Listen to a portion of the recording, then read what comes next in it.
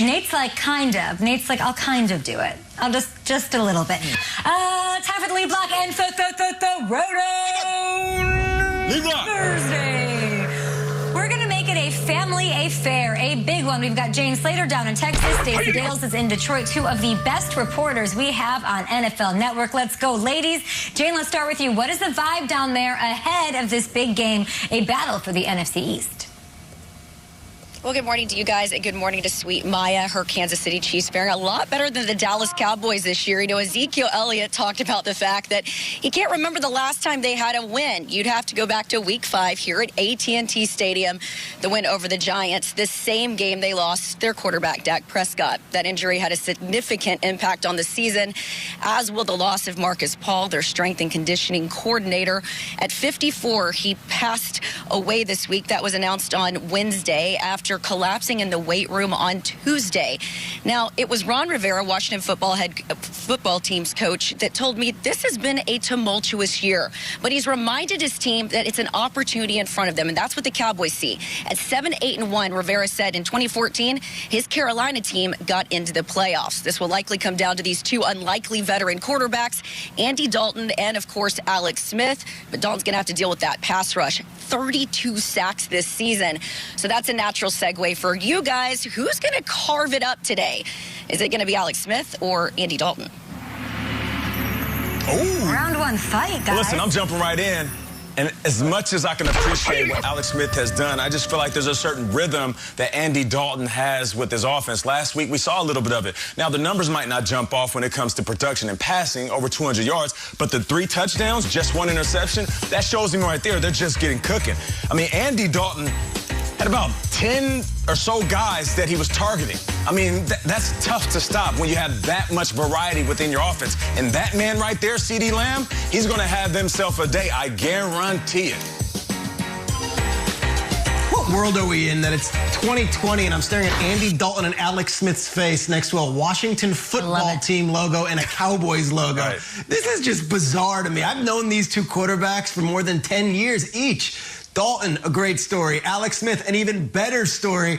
And yet, we're talking about actual football here. I think Andy Dalton's going to have a day today. I really do. I felt like coming out of the injury, coming out of the coronavirus, and now coming out on a national stage and beating the Vikings, Dalton's kind of got his bearings here, and this team is going to be playing a little better.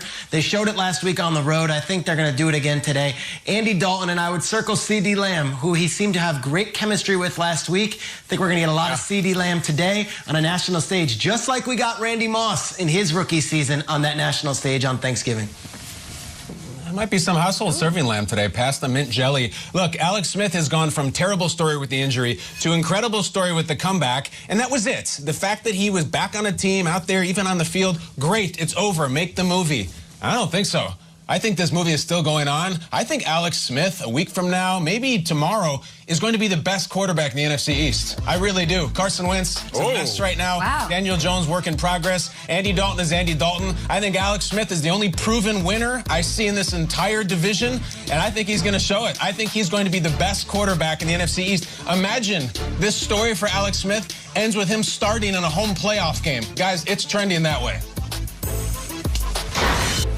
That would be amazing. Shregs, to your point, it's a bizarre matchup. These two have met twice in their careers. Andy Dalton with the Bengals, beating the Chiefs back in 2015. Alex Smith then the quarterback there. Alex Smith and the Niners, get that, beat Dalton and his Bengals back in Dalton's rookie year in 2011. So they're 1-1. Let's see who gets the best of who today. Let's bring in Stacey Dale. She's at Ford Field. Stacey, what's going on in Detroit? Hours ahead of kickoff. It's pretty soon.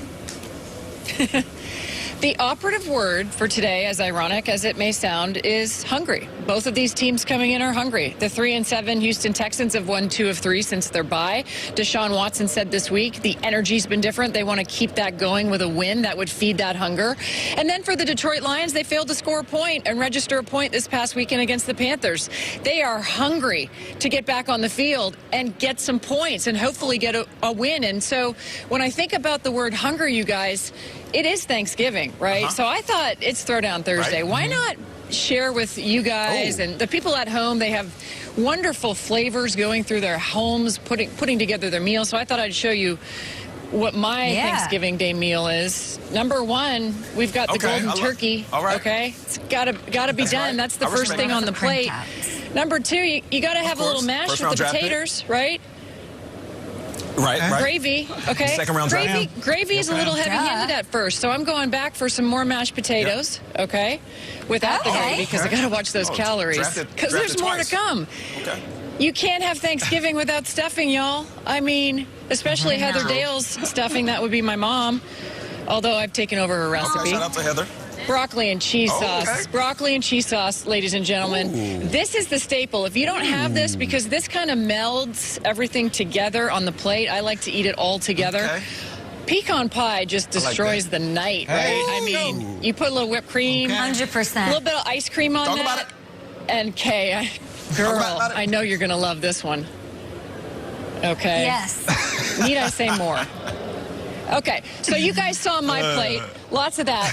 You guys saw my plate, right? So I want to know from y'all, because it's Throwdown Thursday, what is more egregious? Green beans on the plate, okay, green beans, or cranberry sauce? Go ahead. More controversial. And cheers to you and Heather.